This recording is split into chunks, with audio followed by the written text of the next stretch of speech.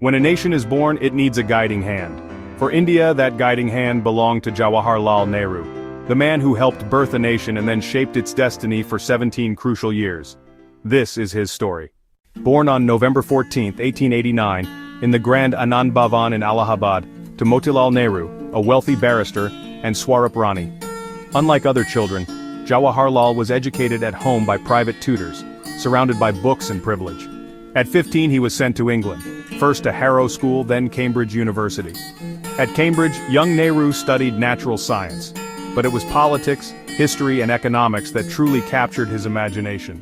He qualified as a barrister in 1912 and returned to India, but his heart lay elsewhere. Returning to India in 1912, Nehru found a country awakening to its own strength. He began practicing law but felt uninspired by legal work. The Indian National Congress was gaining momentum, and Nehru found himself drawn to their cause. The 1919 Jallianwala Bagh massacre was a turning point. The brutal killing of innocent Indians by British soldiers transformed the comfortable lawyer into a revolutionary. He abandoned his English suits for simple khadi cloth and dedicated his life to freedom. When Nehru met Mahatma Gandhi, he found not just a leader, but a mentor and father figure. They were different. Gandhi, the spiritual leader connecting with India's villages. Nehru, the modern visionary inspiring the educated youth. Yet their partnership became the backbone of India's freedom struggle. During the famous Salt March of 1930, while Gandhi walked to Dandi, Nehru mobilized support across the country, inspiring people to break unjust laws. For his defiance, Nehru paid a heavy price, 9 years of his life spent in British prisons. But he used this time productively, writing books that would inspire generations.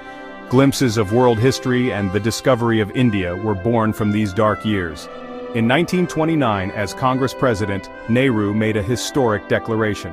On December 31, 1929, he hoisted the tricolor and declared complete independence as India's goal.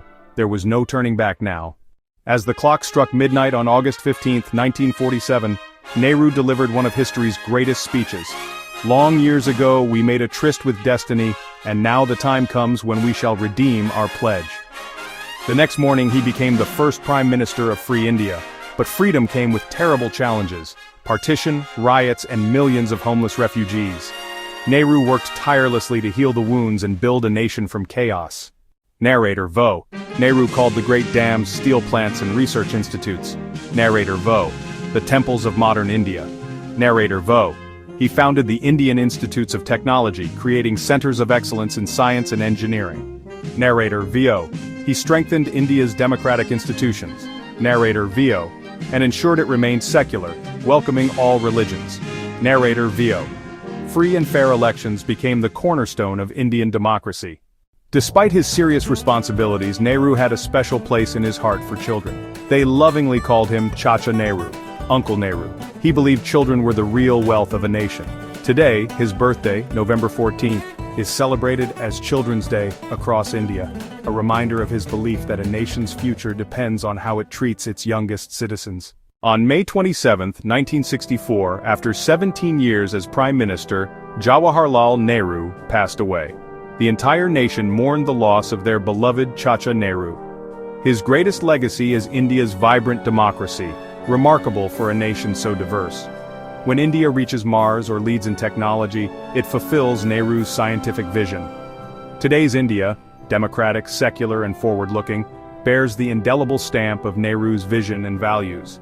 Jawaharlal Nehru, the architect of modern India, whose dream of a free, united, and progressive nation continues to inspire generations.